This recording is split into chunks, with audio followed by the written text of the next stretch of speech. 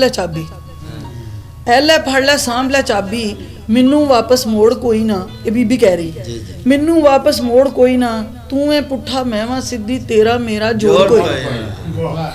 ਤੈਨੂੰ ਫੇਰ ਮਨਾਵਣ ਆਵਾਂ ਤੈਨੂੰ ਫੇਰ ਮਨਾਵਣ ਆਵਾਂ ਮੈਂ ਤੋਂ ਇਹ ਉਮੀਦ ਨਾ ਲਾਵੀਂ।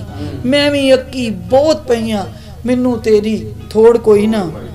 तेरे वर्गा सुरजन टिक्का तेरे वर्गा सुरजन टिक्का जद मैं वेखा ते फिर सोचा रब ने बस तू सी बनाया तेरे वर्गा होर कोई ना।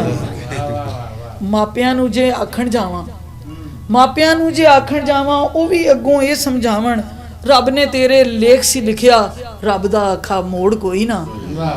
ते दे जवाब च फिर भाई साहब जिहड़े ने उन्हां नूं भी गुस्सा आउंदा ते ओ फिर अगों फरमाउंदे ने कि जी किड्डी छेती लथ गए ने सारे मेरे चाह किड्डी छेती लथ गए ने सारे मेरे चाह केड़े वेले कर बैठा मैं तेरे नाल ब्याह। किड्डी छेती लथ गए ने सारे मेरे चाह केड़े वेले कर बैठा मैं तेरे नाल ब्याह। कम काज दी घास ना तेनू कम काज दी घास ना तेनू की मैं दसां होर भुल के जे कुछ आख बवां ते पा देंदी ए शोर। आवाज नू अपनी कुट लिया ए दब ले ने सा केड़े वेले कर बैठा मैं तेरे नाल ब्याह। खुश किया जी पिंडे उत्ते मास कोई ना अजकल दियां काकियां हसदे जी पिंडे उत्ते मास कोई ना मुंह मत्थे ते नूर पाया लाया सजदा कोई ना बन बन बैठे हूर। जी करदा ए लै लवां मैं जाके किधरे फा केड़े वेले कर बैठा मैं तेरे नाल ब्याह।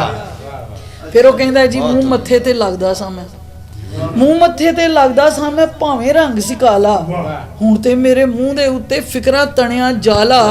साड़ के मैनू कर छड्या सू वेखो वांग सवा केड़े वेले कर बैठा मैं तेरे नाल ब्याह।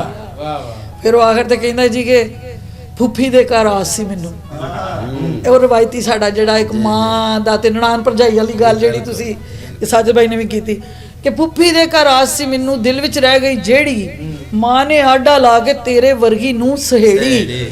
ਅੱਜ ਵੀ ਉਹਨੂੰ ਆਉਂਦਿਆਂ ਵੇਖ ਕੇ ਚੜ੍ਹਦੇ ਮੈਨੂੰ ਚਾਹ ਕਿਹੜੇ ਵੇਲੇ ਕਰ ਬੈਠਾ ਮੈਂ ਤੇਰੇ ਨਾਲ ਵਿਆਹ। ਬਹੁਤ ਸ਼ੁਕਰੀਆ ਜੀ ਬਹੁਤ ਸ਼ੁਕਰੀਆ।